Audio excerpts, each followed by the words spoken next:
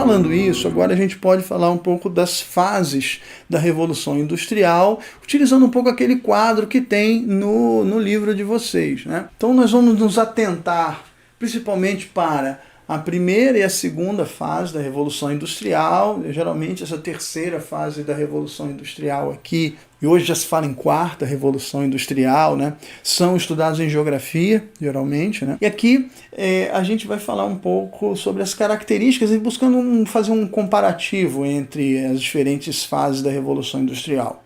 Isso que nós estamos falando é a primeira fase da Revolução Industrial, que acontece, então, entre a metade do século XVIII até final do século XIX, né, a década de 1870 do século XIX. É um movimento que começa na Inglaterra e ao longo do final do século XVIII, ali na década de 1790, já começa a acontecer, por exemplo, na França, na Bélgica, e adentra aí o século XIX. Já no final do século XIX e início do século XX é que a gente vê a expansão disso, né? Na década de 1870, por exemplo, a gente vai ver a partir, depois da unificação italiana e da unificação alemã, a gente vai ver uma expansão do processo de industrialização na Alemanha e na Itália, né? Nos Estados Unidos, já desde o início do século XIX, no finalzinho do século XIX a gente vai ver a Revolução Meiji no Japão, que também vai ser responsável pela industrialização do Japão, né? No que diz respeito aos setores da indústria, né? Que setores se desenvolveram? Na primeira fase da Revolução Industrial, nós vamos ver o desenvolvimento da indústria têxtil. É a produção de tecidos que faz acontecer e que alavanca a Revolução Industrial. Já na segunda fase, no final do século XIX, a gente tem a siderurgia, a produção do aço, né? Um metal muito mais resistente, que passa a ser a principal matéria-prima, que quase vai aos poucos substituindo o ferro na indústria. A indústria naval, com os navios a vapor, né, que começam a surgir também no final do século XIX. A indústria bélica, a produção de armas, a gente vai ter uma corrida armamentista na década de 1800 a partir da década de 1870, isso vai desembocar na Primeira Guerra Mundial, no início do século XX.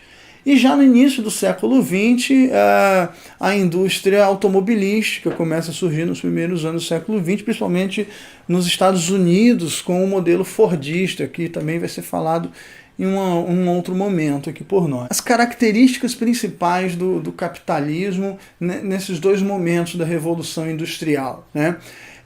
Na primeira fase, ainda era muito forte aquela ideia de que haveria um equilíbrio da produção garantido pelo próprio mercado, né? Aquela ideia inspirada pelo pensamento de Adam Smith, né? Da mão invisível do mercado regulando a atividade econômica, porque a gente tinha poucos países industrializados, né?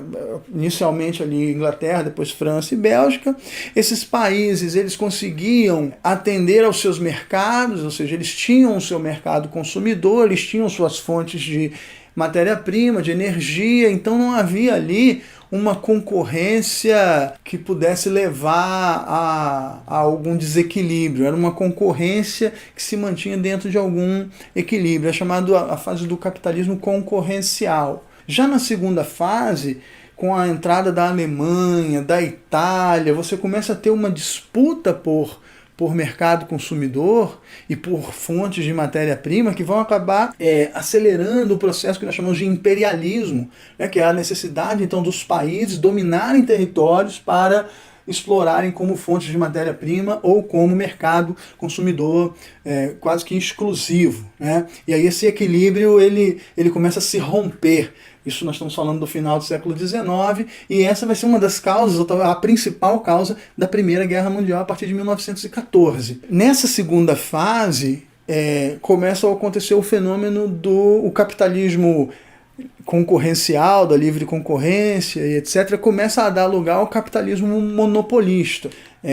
O capitalismo monopolista, quando as grandes empresas vão engolindo as pequenas, vão comprando as pequenas, as manufaturas e o artesanato vão praticamente desaparecendo porque não conseguem competir com essas grandes empresas, e nós vamos ver a associação do capital industrial com o capital financeiro. Então é a ascensão das grandes casas bancárias que começam a investir os seus capitais na criação de fábricas, tanto nos seus países quanto no investimentos em infraestrutura em outros países. A gente pode dar o exemplo das relações entre Brasil e Inglaterra nesse momento do século XIX. Né?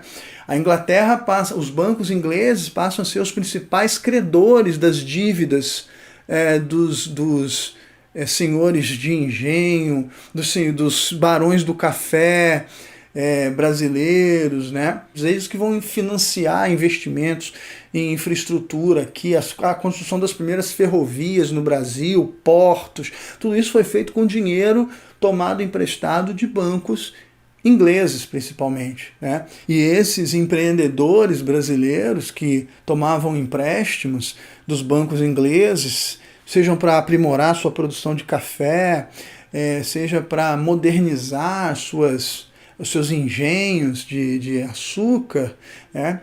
Eles compravam equipamentos importados da Inglaterra com esses capitais ingleses. Então vejam, esses países industrializados, eles não só desenvolveram a indústria que produzia um lucro que era investido na própria indústria lá, mas também geravam um lucro excedente, gerando um excedente de capitais que era investido nos países que não eram industrializados, chamados países agroexportadores subdesenvolvidos, para que esses países pudessem usar esses créditos para importar o excesso também de produtos que eles produziam lá nos seus países de origem. E por fim, as características do trabalho, da organização do trabalho no capitalismo nessas duas primeiras fases, né? Nos primeiros tempos pós-revolução industrial, havia uma superexploração do trabalho infantil, do trabalho feminino, que eram, se os trabalhadores, homens adultos, ganhavam muito pouco para o seu sustento, que fazia com que eles trabalhassem muitas horas seguidas, 12, 14, 16 horas seguidas, né?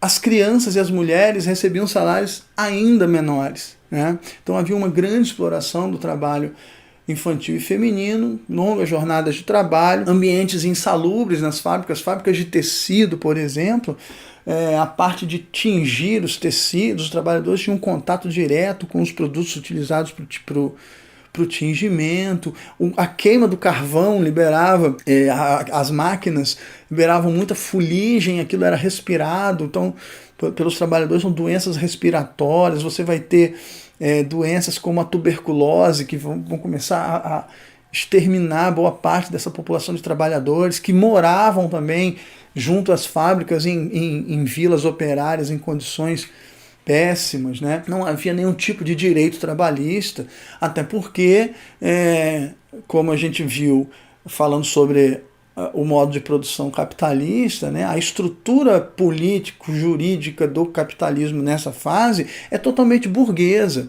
Quem são os deputados? Quem é o parlamento que faz as leis na Inglaterra? São burgueses. A ideia de participação política se baseava no voto censitário, porque uma das correntes do pensamento liberal, defendida pelo inglês John Locke lá no século XVII, entendia que o papel do Estado era defender a propriedade privada.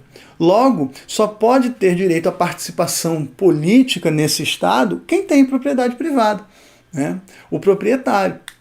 Então, daí vem a ideia do voto censitário. Só quem tem uma determinada renda é que tem o direito da participação política, porque ele tem a sua propriedade para defender. Quem não tem a propriedade não tem que ter direito político.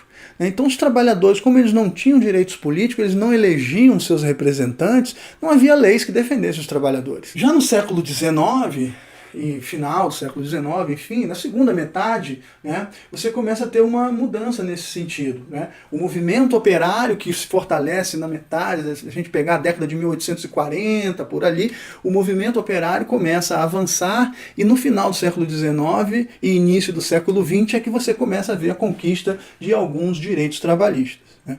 Direitos esses que foram se consolidando ao longo do século XX e que, a partir aí da década de 1970, nas últimas décadas, vêm sendo pouco a pouco desmontados, né, retirados, gerando uma situação de precariedade do trabalho, desemprego, que é o que a gente assiste nos dias atuais.